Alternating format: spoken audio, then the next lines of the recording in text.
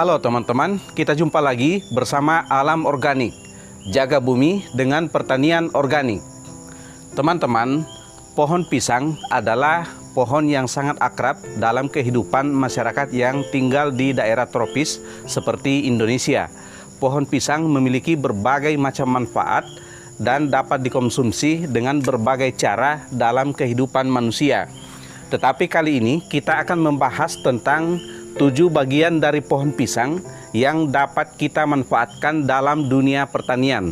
Apa saja ke-7 bagian pohon pisang yang dapat dimanfaatkan itu, kita akan mengulik satu persatu. Tapi sebelum itu, bagi teman-teman yang baru bergabung, saya persilakan untuk menekan tombol subscribe berwarna merah yang ada pada bagian bawah video ini dan tekan loncengnya. Jangan lupa like, share, dan komen. Nah, teman-teman, di sini sudah ada 1, 2, 3, 4, 5. Baru ada 5 bagian dari pohon pisang yang dapat kita manfaatkan dalam dunia pertanian. Yang ke-6 dan yang ke-7 nanti akan kita ambil di tempatnya langsung. Bagi teman-teman yang masih penasaran, silahkan ikuti terus sampai selesai.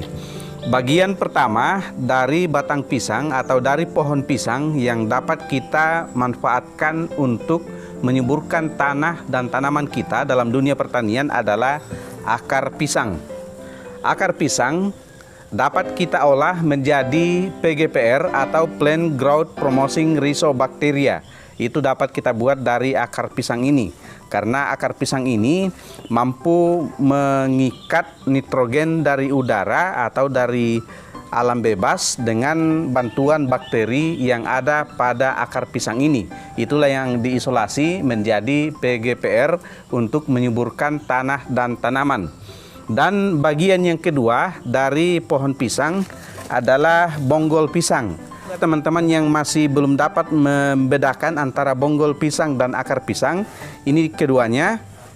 Perbedaannya adalah bonggol pisang merupakan pokok dari pohon pisang, dan di bonggol pisang inilah pada bagian bawah ditumbuhi oleh akar untuk mencari makanan, dan pada bagian atas ditumbuhi oleh batang semu dari pohon pisang tersebut. Nah, ini dia. Bonggol pisang ini dapat kita olah menjadi mol dari bonggol pisang atau mikroorganisme lokal dari bonggol pisang. Ada 7 jenis bakteri yang dapat kita hasilkan dari mol bonggol pisang dengan mengolah bagian yang merupakan inti dari keberadaan pohon pisang ini. Kemudian bagian ketiga dari pohon pisang yang dapat kita manfaatkan tentu saja adalah batangnya. Teman-teman sudah mengetahui ada begitu banyak manfaat dari batang pisang ini untuk menyuburkan tanaman, karena pada batang pisang ini terdapat kandungan unsur hara fosfor yang sangat tinggi, sehingga batang pisang ini jika kita olah menjadi pupuk organik sangat besar peranannya untuk kesuburan tanah dan tanaman. Batang pisang ini dapat kita olah menjadi pupuk organik padat atau kita jadikan sebagai campuran kompos dengan mencacah menjadi bagian-bagian yang halus dan dicampurkan dengan bahan organik lain untuk kita olah menjadi kompos. Selain itu, batang pisang ini juga dapat kita olah menjadi pupuk organik cair yang kaya akan kandungan fosfor. Nah, sekarang kita akan lihat bagian yang keempat, dan ini yang masih jarang diketahui teman-teman. Bagian yang keempat dari pohon pisang yang dapat dimanfaatkan untuk tanaman adalah daunnya, khususnya daun yang sudah kering. Daun pisang yang sudah kering ini dapat kita haluskan seperti ini untuk kita jadikan sebagai media tanam. Ini dapat kita jadikan sebagai media tanam bagi tanaman hias di halaman rumah maupun untuk sayur-sayuran yang kita tanam di samping rumah kita. Tentu saja ini harus diolah terlebih dahulu. Ini bisa kita langsung lembabkan dengan air, tapi bisa juga kita fermentasi sebelum kita gunakan. Daun pisang ini selain mengandung protein dalam jumlah yang tinggi yang dapat dipecah menjadi nitrogen, juga mengandung hemiselulosa dan lignin yang sangat besar manfaatnya bagi tanaman. Kemudian bagian yang kelima dari pohon pisang yang dapat kita manfaatkan adalah kulitnya. Kulit pisang memiliki kandungan unsur hara kalium yang sangat tinggi dan sangat banyak manfaatnya untuk memperkuat daya tahan tanaman dalam menghadapi penyakit dan hama, demikian juga untuk memperkuat postur dari tanaman tersebut.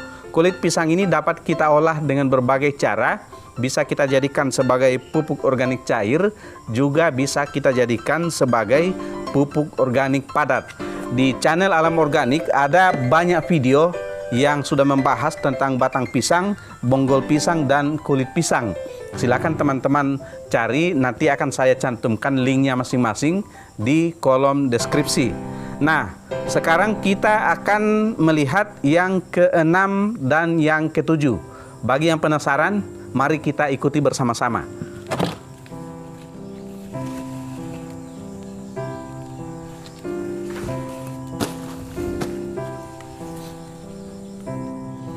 Nah, teman-teman, inilah bagian keenam dari pohon pisang yang ternyata juga dapat kita manfaatkan untuk kesuburan tanah dan tanaman dalam dunia pertanian organik. Jantung pisang. Jantung pisang ini selain terkenal di kalangan ibu-ibu karena bisa dijadikan sebagai olahan kuliner, ternyata juga dapat kita manfaatkan dalam dunia pertanian organik.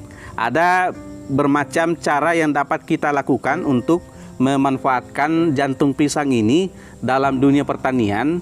Salah satunya adalah dengan mengolah jantung pisang menjadi mikroorganisme lokal atau mol dari jantung pisang. Manfaat mol jantung pisang dalam dunia pertanian selain dapat kita gunakan untuk menyuburkan tanah, untuk mengurai bahan-bahan organik di dalam tanah, juga dapat kita jadikan sebagai bahan untuk pembuatan TOC, untuk bahan fermentasi dalam pembuatan kompos untuk pertanian organik. Nah, teman-teman, bagi yang masih penasaran apa bagian ketujuh dari pohon pisang yang dapat kita manfaatkan dalam dunia pertanian organik, mari kita ikuti.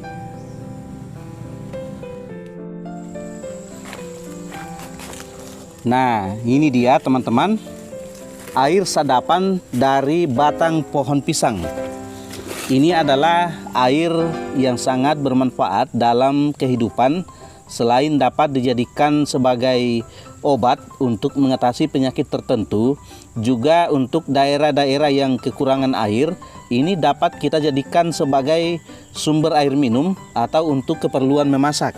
Dan ternyata juga dapat kita gunakan dalam dunia pertanian.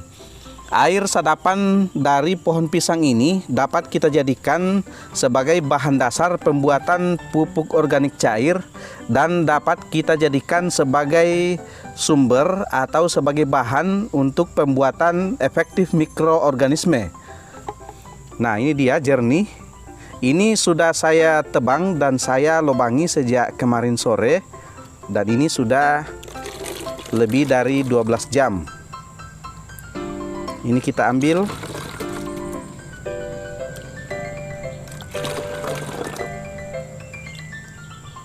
Jadi cara untuk mendapatkan air sadapan dari pohon pisang ini adalah dengan menebang pohon pisang yang sudah diambil buahnya, dan kita sisakan kurang lebih 20-30 cm dari permukaan tanah. Lalu kita lubangi bagian tengah. Kemudian kita tutup dan kita biarkan selama paling tidak 12 jam. Seperti ini sudah lebih dari 12 jam dan ternyata air sadapannya sudah penuh sampai ke bagian atas.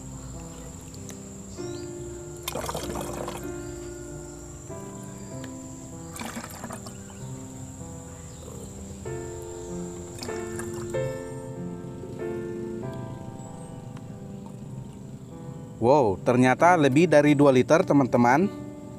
Ini adalah botol yang berukuran 2 liter dan ini sudah penuh. Sedangkan di sini masih ada air yang tersisa di dalam. Ini akan saya ambil.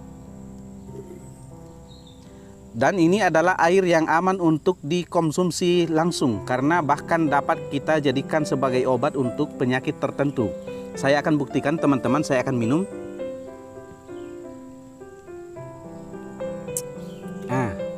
Rasanya seperti air sumur biasa, tidak punya bau, tidak punya rasa, dan tidak memiliki rasa sepat atau rasa-rasa yang kurang enak. Seperti air biasa. Sekarang kita akan bawa dan kita akan kembali.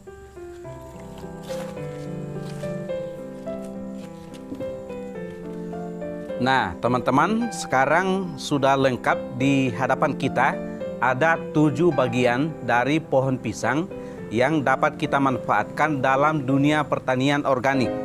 Yang pertama adalah akar pohon pisang, yang kedua adalah bonggol pisang, yang ketiga adalah batang pisang, yang keempat adalah daun pisang, yang kelima adalah kulit pisang, yang keenam jantung pisang, dan yang ketujuh yang jarang diketahui orang adalah air sadapan dari pohon pisang.